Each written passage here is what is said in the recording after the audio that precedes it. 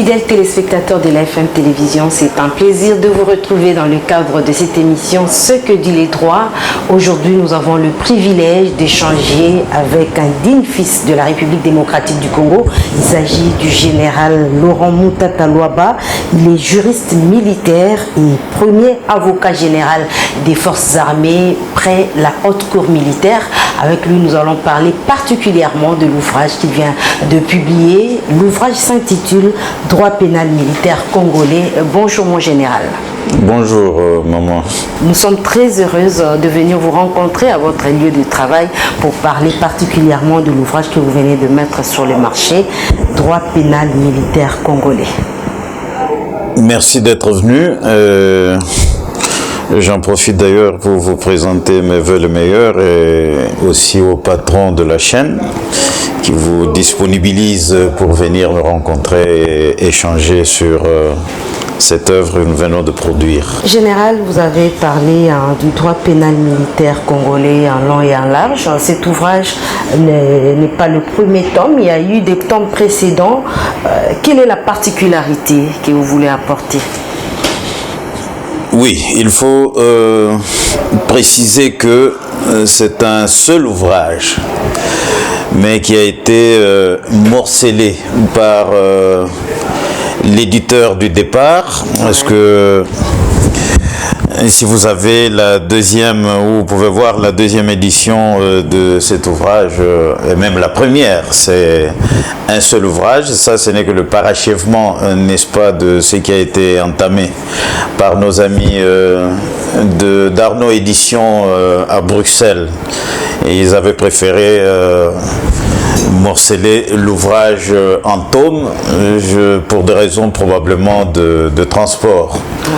Oui, mais nous avons pensé terminer cet ouvrage ici parce que il y a eu des obstacles de Covid-19 dans la publication de l'ouvrage.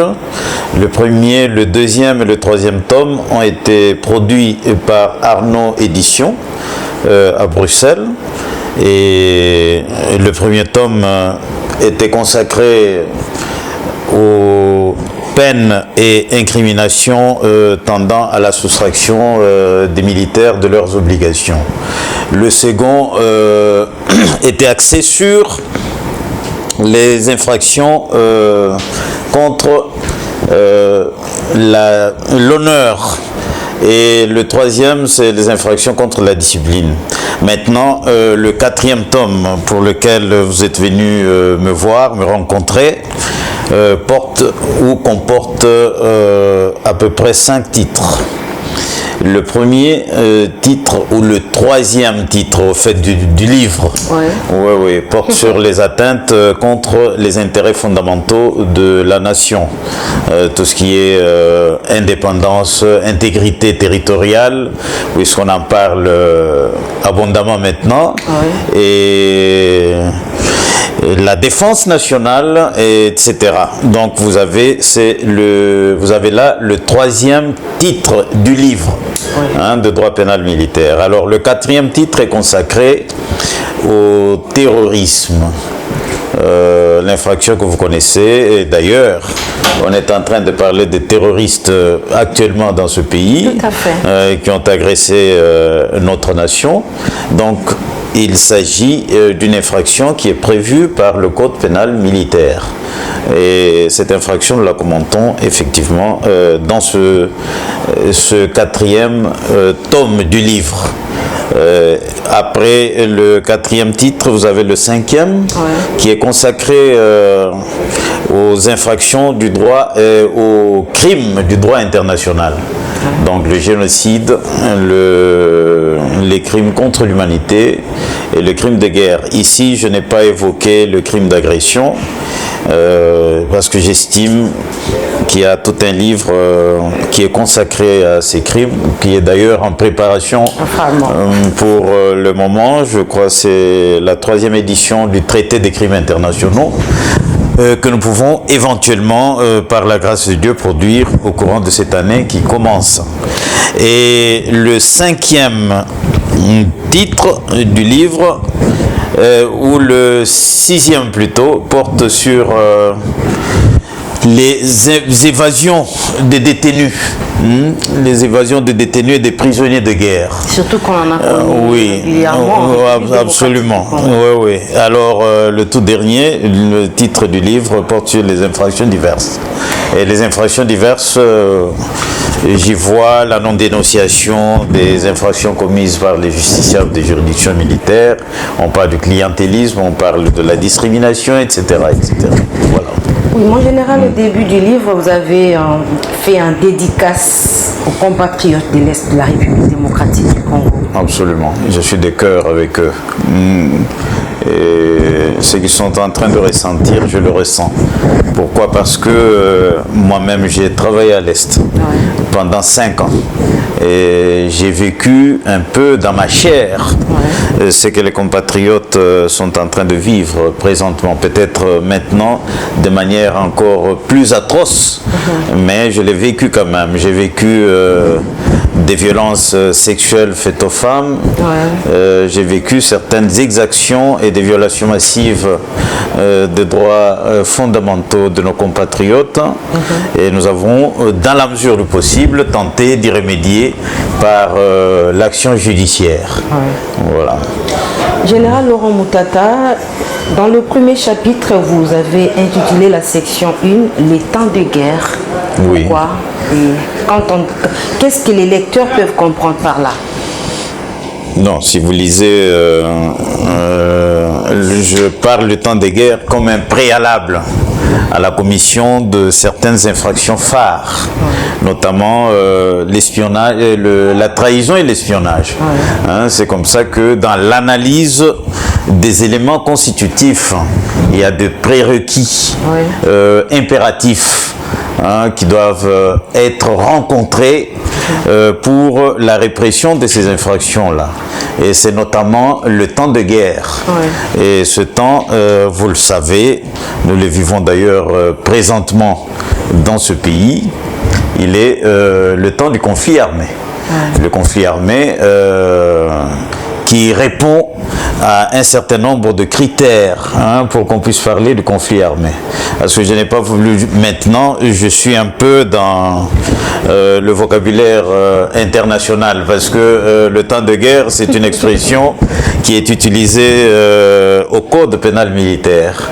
Mais on parle beaucoup plus de conflit armé. Conflit armé interne, conflit armé international, conflit armé interne stricto sensu et conflit armé interne internationalisé. Vous avez évoqué plusieurs concepts. Est-ce que vous pouvez nous donner la différence entre un conflit armé interne, international, tout ça? Oui, le conflit armé international, il faut le dire très simplement que c'est lorsque il met en confrontation deux États.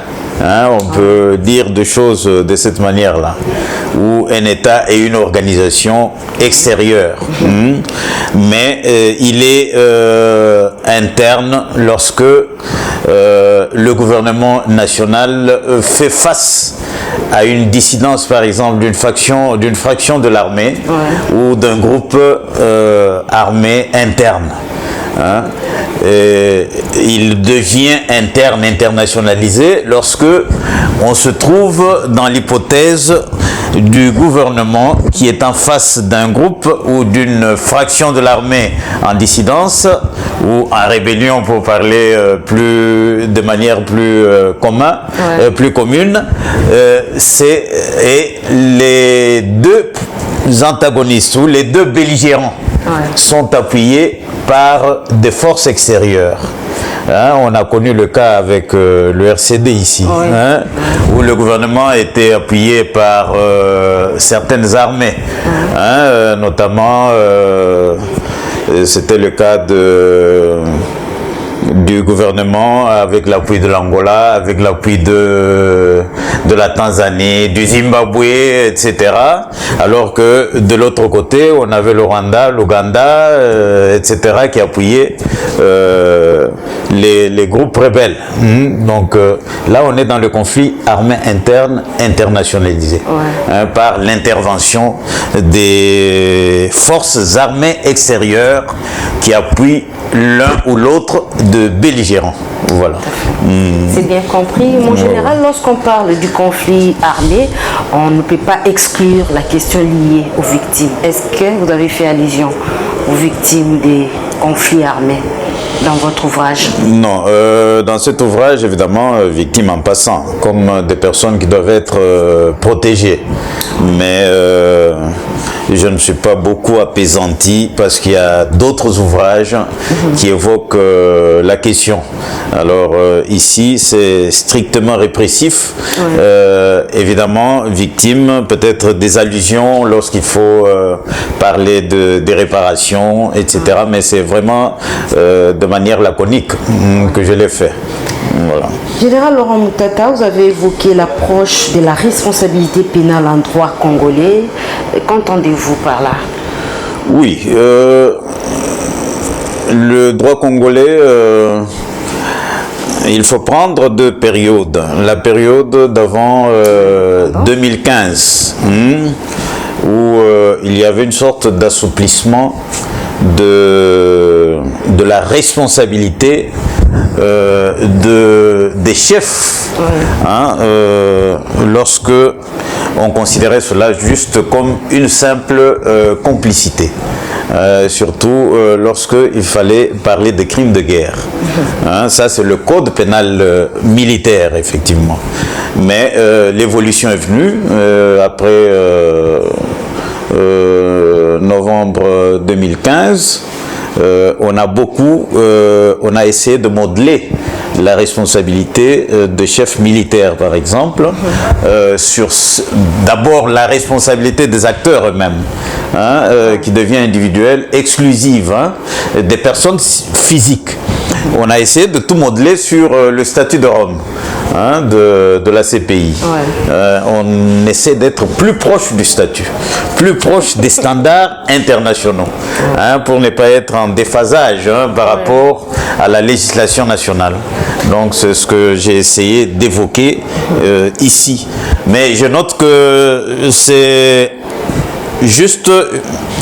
J'essaie juste d'effleurer la question parce que je dis qu'il y a tout un livre qui est consacré à ces aspects. C'est vraiment une bibliothèque pour la justice militaire. Qui va être absolument relancé d'ici là.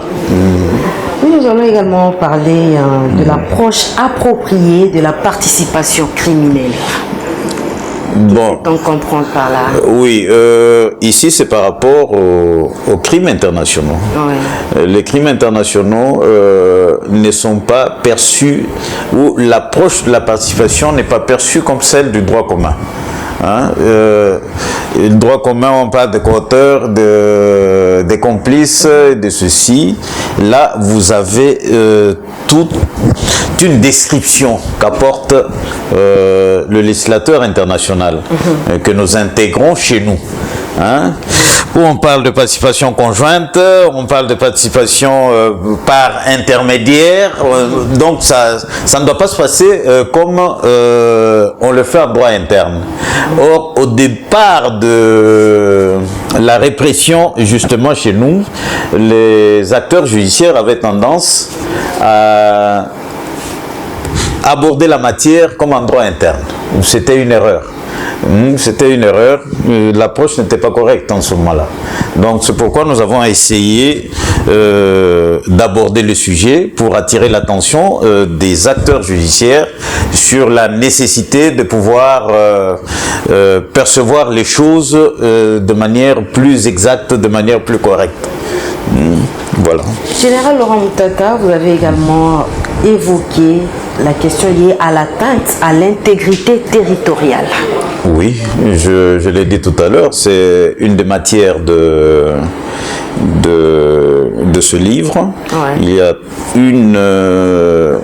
un éventail d'infractions que le législateur national a prévu dans le sens de pouvoir sauvegarder l'intégrité territoriale C'est notamment, je vous ai évoqué le cas de la trahison, le cas de l'espionnage, on a parlé des espions, on en parle, le cas des atteintes au secret de la défense nationale, et tant d'autres, le sabotage, etc. Donc ces infractions-là sont des natures à pouvoir sauvegarder l'intégrité du pays, l'intégrité de notre pays, de la nation. Parce que lorsqu'elles sont commises, notamment la trahison, lorsque on parle de la trahison, c'est-à-dire c'est un Congolais qui est en train, par exemple, de divulguer des renseignements de nature à pouvoir exposer son pays à toutes sortes d'attaques.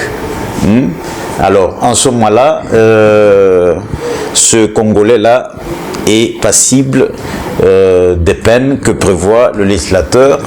Et ici, ces peines ne peuvent être appliquées qu'en temps de guerre, comme on l'a dit au début. Donc, on parle d'espionnage lorsqu'il s'agit des étrangers qui viennent récolter des informations de nature à nuire à notre pays. Et ceux-là aussi sont sanctionnés de la même manière que les auteurs de la trahison. Voilà. Plus loin dans votre ouvrage, vous avez apporté quelques critiques dans le fonctionnement de la Cour pénale internationale. Que peut-on comprendre par là? Oui, c'est des critiques qui sont formulées de manière, je dirais, à la fois objective et sentimentale. La Cour fonctionne selon certaines normes, mais il a été constaté que depuis le fonctionnement de la Cour, c'est beaucoup plus, je dirais, les petits poissons qui sont sacrifiés devant cette Cour. Généralement, ce sont les Africains qui comparaissent devant la Cour. Tout à fait. Oui, oui. Et on pense que c'est une justice à double vitesse, sinon à plusieurs vitesses, et qui semble sacrifier essentiellement les plus faibles. Parce qu'il y a des pays qui s'opposent, par exemple, que leurs ressortissants puissent comparaître devant la Cour pénale internationale, même si il est prévu cette possibilité de recourir au Conseil de sécurité des Nations Unies, qui peut par renvoi saisir la Cour, même pour des pays qui ne sont pas membres de la CPI. Mais cela n'est pas facile dans l'application. Certains États ne veulent pas que leurs ressortissants puissent comparaître devant la Cour. Mais les Africains, ça se fait assez plus facilement. C'est ainsi qu'il y a une sorte une série de critiques qui sont articulées contre la CPI. D'aucuns pensent que c'est une organisation internationale qui subit la volonté des États membres. D'autres pensent que c'est une structure judiciaire destinée simplement aux plus faibles. Voilà, donc il y a un tas de critiques qui sont formulées contre la Cour, mais nous pensons que ce sont des difficultés du départ et qui peuvent être au fur et à mesure que la Cour se confirme être surmontée aussi par la volonté des États qui de plus en plus d'ailleurs adhèrent à l'action de la Cour pénale internationale. Un peu plus loin, vous avez également évoqué le modèle sud-africain consacré par la Commission Vérité et Réconciliation. Oui, ce modèle, effectivement, a été une sorte d'exception à l'application de la répression au niveau international. Les Sud-Africains se sont mis d'accord pour pratiquement éviter la répression. Donc ils ont préféré se réunir dans ce qu'ils ont appelé la commission Vérité et Réconciliation, où on vient pratiquement se déballer, hein, dire la vérité sur ce qui a été son action déplorable ou criminelle, et les gens se sont mis d'accord pour pratiquement se pardonner. Hein, c'est un peu ça. Oui, oui. Et éviter ainsi de recourir à la justice pénale internationale. Vous avez écrit quelque chose également sur l'existence d'un acte criminel. L'existence d'un acte criminel. Là, je ne comprends pas trop bien la question. Nous voulons savoir, lorsque vous parlez de l'existence d'un acte criminel... Oui, là, c'est dans l'analyse. Oui, oui, c'est dans l'analyse des infractions. Ouais. Il y a un acte matériel et un acte moral ou psychologique dans la composition d'une infraction ou d'un crime. Donc, il faut absolument, lorsque on analyse, on parle d'une infraction, qu'on trouve l'actus reus, donc c'est ça, l'acte criminel. Hein, il faut que l'acte criminel soit prouvé, hein, en plus de l'élément moral, hein, pour que l'on puisse pouvoir établir, l'existence d'une infraction. Voilà, donc c'est un peu ça. En parcourant votre ouvrage, nous voyons ici un autre chapitre, c'est le chapitre 8 qui parle de la discrimination et du clientélisme dont vous avez évoqué d'ailleurs au début de cette émission. Oui, oui. Que peut-on comprendre par là? Mais c'est une infraction qui est prévue par le législateur national. Hein, et le législateur lui-même donne un sens, hein, à cela, à la discrimination et au clientélisme. Donc ce sont des infractions, peut-être ne sont pas abondamment évoquées en pratique, mais qui existent. Hein. Le législateur lui-même a prévu ces infractions justement pour, je crois, concourir à la consolidation de la cohésion nationale. D'ailleurs, vous voyez partout non au tribalisme, non à ceci, non à cela. Donc le législateur a prévu cela, hein, de manière plus formelle. Et il donne lui-même le sens qu'il faille comprendre de la discrimination et du clientélisme. Hein, c'est dit notamment à l'article 196 du Code pénal militaire et 197. Hein, constitue une discrimination, toute distinction opérée entre les militaires et assimilés en raison de leur origine, de leur appartenance et de leur non-appartenance vraie ou supposée à une ethnie, tribu, etc. Mais ici, ça ne concerne que les hommes en uniforme, parce que l'armée, on est sous le drapeau. Lorsqu'on est sous le drapeau, on ne doit pas vivre de la discrimination, on ne peut pas vivre des distinctions ou avoir à l'esprit pour être plus proche d'un collaborateur, qu'il soit de la même origine ou de la même province. Le clientélisme, c'est la pratique ou le procédé d'attribution sélective d'avantages indus, se fondant notamment sur les critères toujours d'origine, d'appartenance, etc. ou de non-appartenance. Donc, lorsque on veut, par exemple, donner des fonctions de grade, on ne doit pas avoir des considérations inhérentes justement à ces appartenances tribales ou ethniques. Il faut absolument que le responsable qui propose puisse tenir compte beaucoup plus de la méritocratie, hein, des mérites des personnes qui sont autour de lui, hein, du responsable, pour les proposer à des nominations ou à des promotions éventuelles. Je crois que c'est ce qui est prévu justement par notre législation ici. Oui, l'ouvrage s'épanche également sur la conception de l'enfant en droit international. Vous avez pensé aux mineurs? Oui, aux mineurs, effectivement.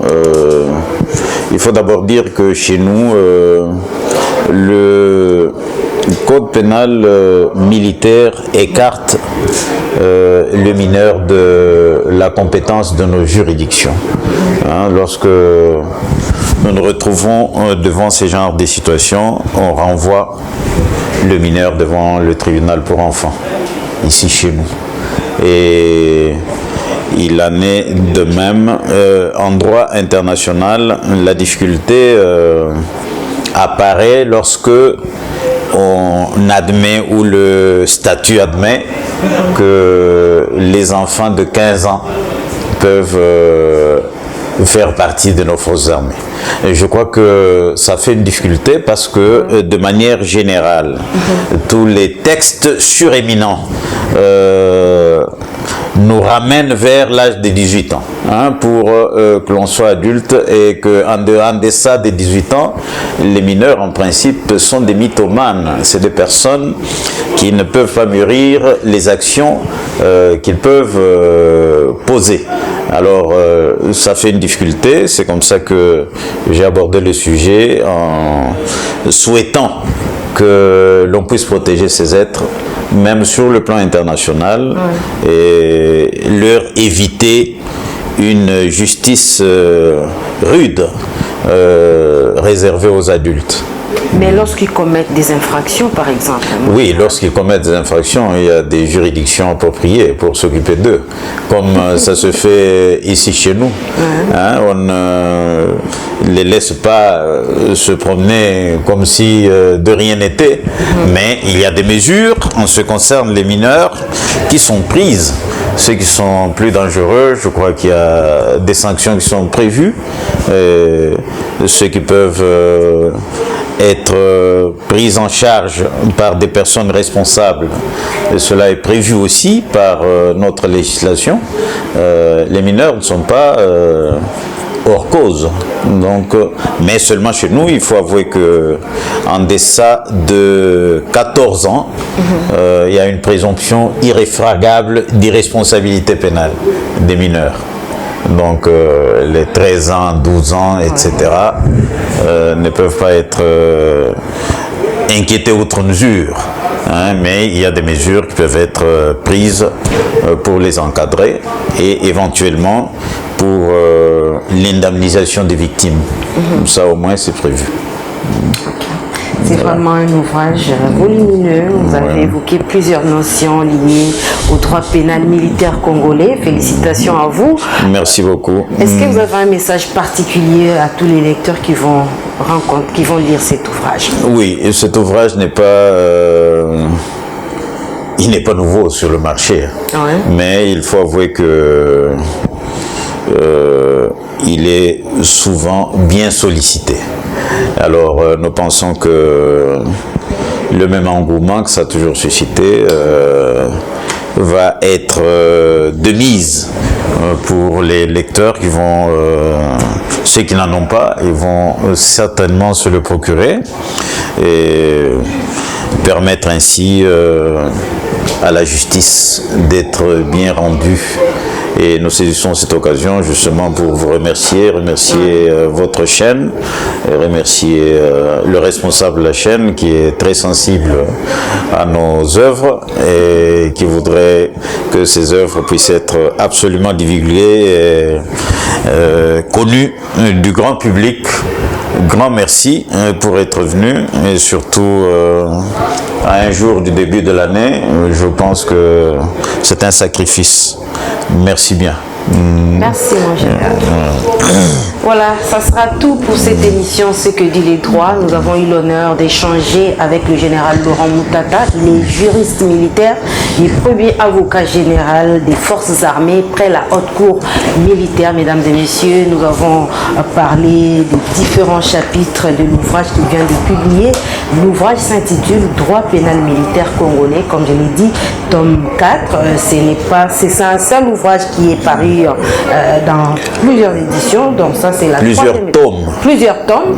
C'est la troisième édition. C'est la troisième édition. Voilà, nous allons vous retrouver. D'ici là, portez-vous bien.